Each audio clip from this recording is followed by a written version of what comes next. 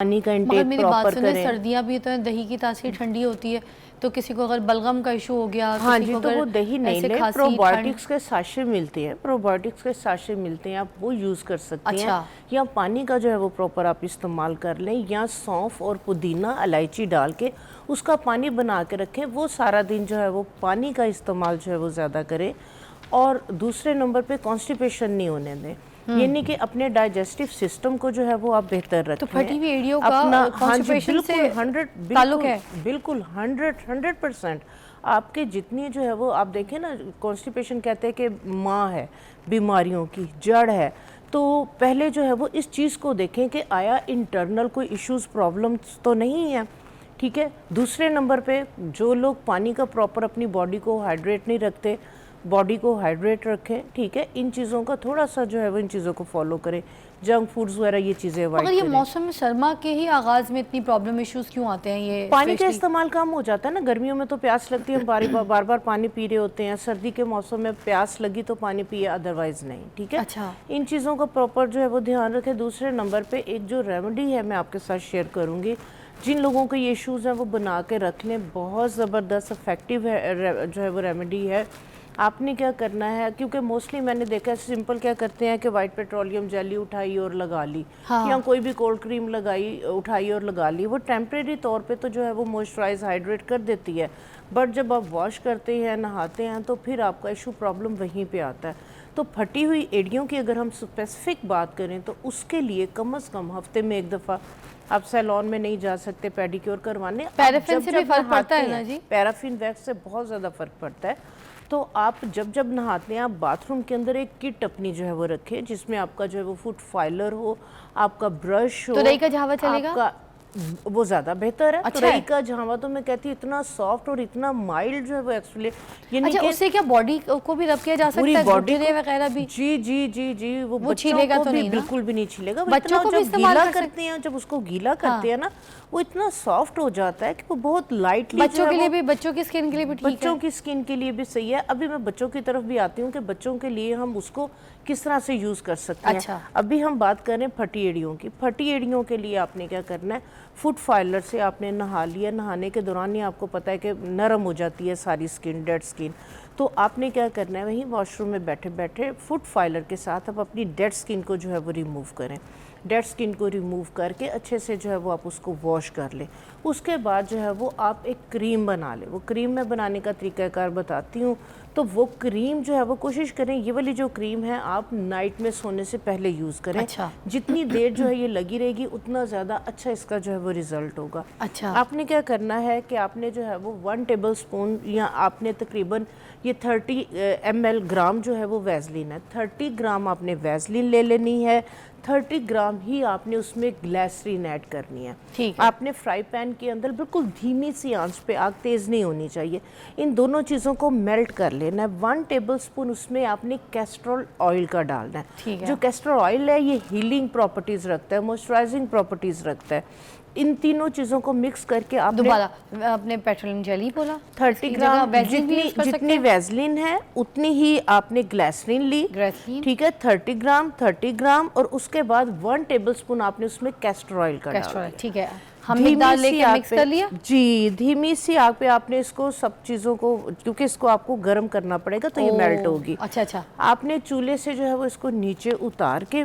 इसके अंदर 1 table spoon आपने बोरिक पाउडर डाल देना। बोरिक पाउडर, ठीक है। बोरिक पाउडर ये आपको मेडिकल स्टोर से इजीली मिल जाएगा। हाँ। इन सारी चीज़ों को मिक्स करके आपने किसी कंटेनर में डाल के रख लेना है, ठीक है। आपने अपने पाँव वॉश कर लिए, नीट क्लीन है आपके पाँव। आपने ये वाली क्रीम जो है वो अपनी क्रैक्स के अंदर आपने अच्छी तरह से फिल कर लेनी है। अच्छी तरह आपने अपने पाँव पे लगा के आपने फिर शापर जो है वो चढ़ा लेना है, और उसके बाद कॉटन सॉक्स पहन लेनी है। कॉटन सॉक्स पहन के सो जाएं। ठीक है, एक ब्रेक लेंगे, ब्रेक के बाद दोबारा ज्वाइन करते हैं। हम यहाँ पर बात करें फटी हुई एड़ियाँ और गिट्टे, गोडे और काले घुटनों के ऊपर। Welcome back, you watching morning with Fiza. और मेरे पास ये रापा है जो बता रही हैं हमें कि हम ये जो काले घुटने हो जाते हैं छोटे छोटे बच्चों के, और वो जब इशू हो जाएं तो फिर वो कभी नहीं जाते।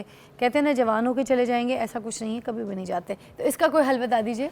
हाँ जी, इसके लिए जो है ये बहुत अच्छा आपका क्वेश्चन है, और ये बहुत मेन इशू है कि वो वाकई वक्त के साथ साथ जो है ना वो गहरे होते चले जाते हैं, इसलिए कि प्रॉपर उसको उस तरह से जो है वो ट्रीट किया नहीं जाता, करना और नहीं फिर आता। जाके बच्चियों को अगर वॉशरूम में नहलाओ तो उनके घुटने रगड़ो तो चीखती हैं। चीखती हैं ज़ाहिर है, और इस तरह से वाकई चीखना भी नहीं चाहिए। और ऐसे उससे साफ बल्कि भी नहीं होंगे ना, साफ भी नहीं होंगे। फिर उसके लिए जो है वो सबसे बेहतरीन, जिस तरह से आपने तुरई के जो है वो जामे की बात की, वो इतना माइल्ड, इतना सॉफ्ट होता है, आम जो है ये पंसारियों की दुकान से मिल जाता है। ठीक है। आप क्या करें कि आप ला के, वो इतना लंबा सा होता है, ठीक है, तो उसको आप जो है वो एक ट्रे के अंदर बिछा लें। एक फ्राई पैन के अंदर आप क्या करें कि आप 1 या 2 सौंफ जो है वो उसको क्रश करके, उसको जो है ना वो आप 1 कप या दूध का या नीम और पुदीने के पत्तों को पानी डाल के ग्राइंड करके, स्टेन करके, उसके पानी के अंदर उनको बॉईल कर लें। अच्छा, जब साबुन सारा जो है ये वो, हमने वो झावे को बॉईल करना है? नहीं, झावे को बॉईल नहीं करना, झावे को आपने एक ट्रे के अंदर रख दिया, अच्छा। एक तरफ कर दें, ठीक है, दोनों तरफ से कवर हो। और एक फ्राई पैन के अंदर आपने 2 साबुन लिए, उन साबुन के अंदर या 1 कप दूध या नीम के पत्ते थोड़े से और पुदीने के पत्ते ग्राइंड करके, स्टेन करके, उसका पानी डाल के साबुन को मेल्ट कर लें। अच्छा, ठीक है। साबुन जब मेल्ट हो गया, चम्मच हिलाते जाएं, पानी ड्राई हो गया, जैसे हलवा जो है वो साइडें छोड़ देता है, ऐसे साबुन जो है वो जब पानी ड्राई हो जाएगा साइडें छोड़ेगा, उसको आप नीचे उतार लें, चूल्हा बंद कर दें। 1 टेबलस्पून उसमें ग्लिसरीन का डाल दें, 1 टेबलस्पून उसमें हल्दी की डाल दें। अच्छा, ठीक है, इसको मिक्स करके इसको क्या करें, आप झावे के अंदर डाल दें। ठीक है, वो जो ट्रे में रखा वो था जो आपने ट्रे के अंदर आपने तुरई का वो रखा है, उसके अंदर डाल के आप अच्छी तरह से उसके अंदर वो सारा उसके अंदर फिल हो जाएगा। ठीक है। ठीक है, इतना ज़्यादा साबुन को आपने ड्राई नहीं करना, थोड़ा सा जो है वो लिक्विडी फॉर्म में होगा। अच्छा। वो तुरई के अंदर डाल के आप डाल देंगे, वो सारा एब्जॉर्ब कर लेगी, उसमें जज़ब हो जाएगा। आप घंटे 2 घंटे छोड़ेंगे, वो साबुन सारा तुरई के अंदर चला जाएगा। अच्छा, उसके बेशक आप स्लाइसिस काट लें या पहले ही उसके स्लाइसिस कर ले। इस वाले साबुन के साथ आप जो है वो बच्चों को बेशक नहलाएं, या स्पेसिफिक जो उनके डार्क एरिया है उसके साथ आप उसको जो है वो मसाज करके वॉश करें। वाह, उससे ठीक है, साफ होंगे। इसके साथ जिन लोगों की जो है वो ठीक है। ब्लैक नेक होती है, जिनकी जो है वो नकल्स काली होती हैं, गोडे गिट्टे, जिस तरह से बात की है आपने, ठीक है, ये नकल्स, तो ये वाला सोप आप इसको यूज कर सकते हैं। कोहनियों पे बच्चों भी के कर लिए सकते हैं? कोहनियों ठीक पे है, करें। हमें कॉल आई थी, क्या नाम था उनका कॉल का? है नादरा जी, आपकी जो कॉल आई थी, आपकी कॉल में शामिल नहीं कर सकी, फ़ोन पे बात नहीं हो सकी, मगर ये जो कोहनियों का आपका मसला था जो आप पूछना चाह रही थी, वो यही है। यही रेमेडी आपको सोशल मीडिया से भी मिल जाएगी, हमारे यूट्यूब से भी आप जाके रिपीट पे देख सकती हैं।